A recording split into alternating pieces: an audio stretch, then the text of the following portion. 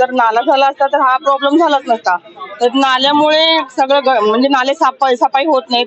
नाल्याचं काम झोपडपट्टीमुळे नाला लोकांना भेटणार कुठून मानून, तो नाल्याचं काम झालं नसल्यामुळे इकडे पाणी काम, त्यातून मेट्रोचं काम चालू. मेट्रोवाले सांगणार की मी बीएमसी वाल्यांचं काम आहे, बीएमसी वाले सांगणार रेल्वेचं परमिशन आहे.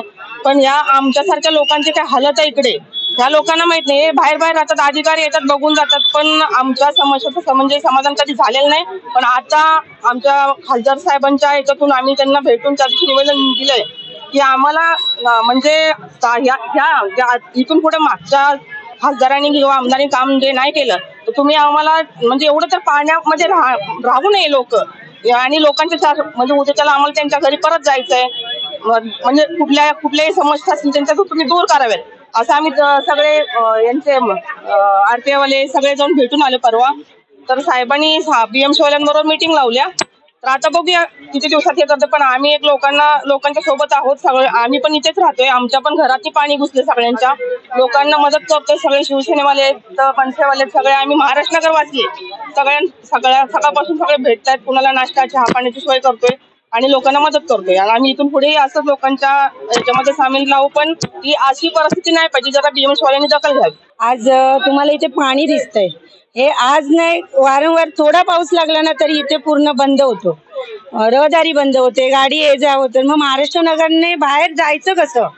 ह्या लोकांच्या आज गेली 20 वर्ष समस्या आहेत, पण कोणीच लक्ष देत नाहीये. पत्रव्यवहार करतात, सर्व पक्षीय ह्याच्यावर उपाययोजना काय निघेल, तोडगा काय निघेल ह्याचा प्रयत्न करतायत. पण आज बीएमसी आहे ना की ह्या नाल्या पाण्याचाच प्रश्न नाहीये.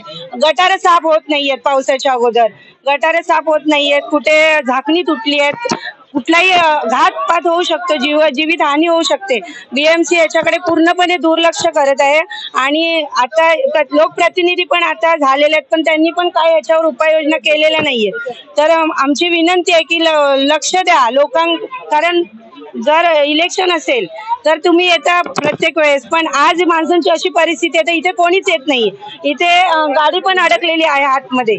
मग ह्याला जबाबदार कोण? माणसं मेल्यावर तुम्ही येणार का? महाराष्ट्र नगरच्या लोकांना कधी सुटकेचा श्वास घेणार आहेत की ह्या पाण्यापासून? आज तुम्ही गावड्यांच्या इथे म्हणजे महाराष्ट्र नगर टेनंट असोसिएशनच्या इथे बघू शकता की तिथे अक्षरशः कंबरभर लोकांच्या घरात पाणी, आज त्यांना जेवण नाहीये.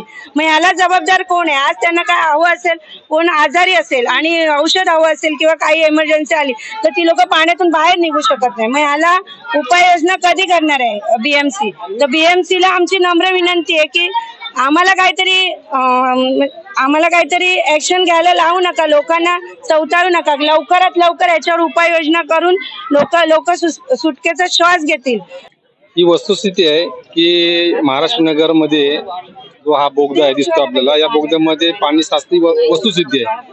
तर ह्या बोगद्याच्या पाणी साठतं, ह्याचा निचरा होण्याकरता जो एनईडीचा जो नाला आहे, एनईडीच्या लगत जो असलेला नाला बीआरसीतून येणारा, त्या नाल्याचं काम अर्धवट राहिलेलं आहे. तर तो नाला जर पूर्ण झाला असता तर ही पाण्याची जे तुंबलेलं पाणी दिसतं हे जरा कमी प्रमाणात दिसलं असतं. पण ही महानगरपालिकेचे अधिकारी त्या नाल्याच्या बांधकामासंदर्भात चालढकल करत आहेत. कारण त्या ठिकाणी बऱ्याचशा जे झोपड्या आहेत त्यांना ते पुनर्वसन काढायचं. या संदर्भात माननीय नवाब मलिक साहेबांनी ॲडिशनल सीपी बरोबर, जॉईंट कमिशनर बरोबर महानगरपालिकेचे त्यांच्याशी आमची मीटिंग लावली होती या संदर्भात. पण मध्यंतरीच्या काळामध्ये इलेक्शन असल्या कारणामुळे खालचा जो अधिकारी वर्ग आहे तो जरा चालढकल करत होता. ह्याच्या अगोदरची परिस्थिती जी होती ती जरा फार बिकट होती, पण नवाब मलिक साहेब इकडे आमदार आल्याच्या नंतरची जरा परिस्थिती बऱ्यापैकी सुधारलेली आहे. आता हा जो नाल्याचा विषय संदर्भात आहे तो जो एनईडीचा मोठा नाला आहे त्या नाल्याच्या संदर्भात पण आम्ही जॉईंट कमिशनरची मीटिंग लावून लवकरात लवकर पूर्ण करण्यासंदर्भात आम्ही मागणी केली होती की जेणेकरून हे जे बोगद्यामध्ये पाणी साठलेलं आहे ते जरा त्याचा निचरा होऊन पाणी जरा कमी प्रमाणात होईल. आज सकाळीच माझं असिस्टंट कमिशनरांशी बोलणं झालं माझं वॉर्ड ऑफिसरांशी की त्यांचे फोटो पण आम्ही सकाळी त्यांना पाठवलेत आणि त्यांनी आम्हाला सांगितलं होतं की जो अजून 1-2 पंप लावून आम्ही ते पाणीचा कमी करू. पण वस्तुस्थिती अशी आहे की पाण्याचा जो साठलेला वरतीचा जो हा भाग आहे तो नाला नसल्या कारणामुळे किंवा पाण्याचा नाला जाण्याकरता अजून कमी असल्या कारणामुळे तो पाणी ज्या वेळेला नाल्यातून पूर्ण जाईल त्यावेळेला बोगद्यातून आम्ही 2 एक्स्ट्रा पंप लावून तो पाणी आम्ही काढण्याचा प्रयत्न करू असं महानगरपालिकेने आश्वासन दिलं होतं. आमचा महानगरपालिकेला माननीय नवाब मलिक साहेबांच्या माध्यमातून आमचा पाठपुरावा चालू आहे. माझे सर्व सकाळी असिस्टंट कमिशनर त्यांच्याशी बोलणं झालं, असिस्टंट इंजिनियर मेंटेनन्स त्यांच्याशी बोलणं झालेलं आहे. आम्ही प्रयत्न करत आहोत आणि आमच्या स्थानिक कार्यकर्ते वगैरे ते पाठपुरावा करत आहेत. मी रिपब्लिकन पार्टी ऑफ इंडिया अणुशक्तीनगर तालुका अध्यक्ष आहे. सध्या आमचे सगळे महाविकास आघाडी सोबत आम्ही सगळे एकत्र काम करत आहोत. हा पक्षाचा विषय नाही किंवा हा राजकीय विषय नाही, परंतु लोकांच्या समस्या ह्या सुटल्या पाहिजेत, लोकांनी ह्या त्रासातून मुक्त केलं पाहिजेत, हीच आमची भूमिका आहे. मोसाठी आम्ही सर्व आहोत.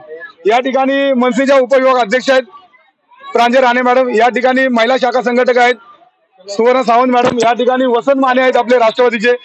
हा राजकीय विषय नाही, हा लोकांच्या समस्या हा सुटल्या पाहिजेत. लोकांना जो त्रास होतोय त्यामध्ये आमचंही घर आहे, आमचंही घर बुडालेलं आहे. आम्ही ह्या त्रासामध्ये वैतागलेलो आहोत आणि ह्याला खरंच आम्ही आता सर्व मिळून याला आम्ही आता न्याय देणार आहे लोकांना, की जेणेकरून भविष्यामध्ये परत हा त्रास झाला नाही पाहिजे.